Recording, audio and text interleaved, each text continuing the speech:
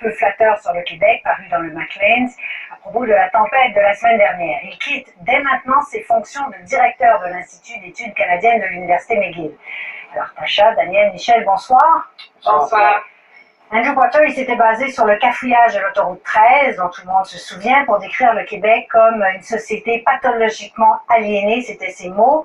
Ça lui a valu de sévères critiques, il s'est excusé, il s'est rétracté, et finalement aujourd'hui il démissionne. Michel, ça met fin à la controverse? Ah non, on le voit au Canada anglais, là, il y a une levée de bouclier qui dénonce l'Université McGill, dénonce la brimation de la liberté académique, de la liberté de penser. Alors non, je pense que la controverse fait seulement commencer. Mais alors, qu'est-ce que vous lui reprochez, vous, Michel, dans son texte, au fond?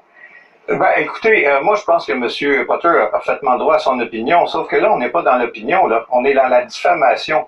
Ce que M. Potter dit, là, en substance, c'est que le Québec est une société tellement malade que ça les dérange pas, ça ne me dérange pas de laisser 300 personnes sur une autoroute à geler au beau milieu de la nuit.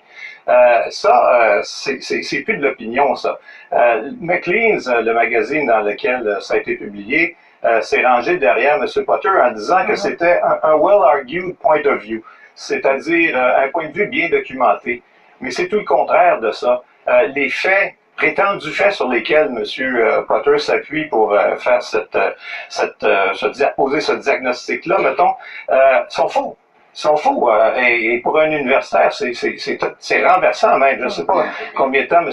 Potter a vécu au Québec, là, mais moi, ça fait plus de 60 ans, là, me suis jamais fait offrir 2 factures avec ou sans taxe dans un restaurant. J'ai jamais été obligé de payer un médecin au noir. J'ai jamais reçu de billet de 50 dans un guichet automatique. Écoutez, c'est de la foutaise. Tasha, vous êtes à Toronto, vous regardez tout ça de là-bas, mais vous avez longtemps vécu à Montréal. Alors vous, qu'est-ce que vous en avez pensé de cet article? Moi, j'ai juste 30 ans au Québec. Alors, la moitié de Michel, mais moi aussi, j'ai jamais eu d'expérience comme le décrit Andrew Potter. Je trouve que le texte, il n'est pas bien argumenté.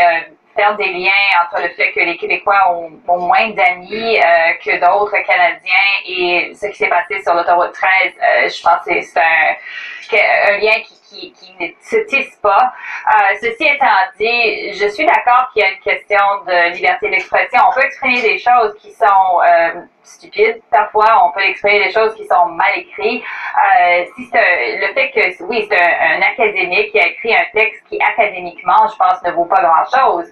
Mais en même temps, les rumeurs circulent comme quoi il a été forcé de démissionner pour cette opinion-là. Andrew Potter, c'est quelqu'un qui a écrit des textes depuis très longtemps. C'est un auteur bien connu au Canada anglais, en tout cas.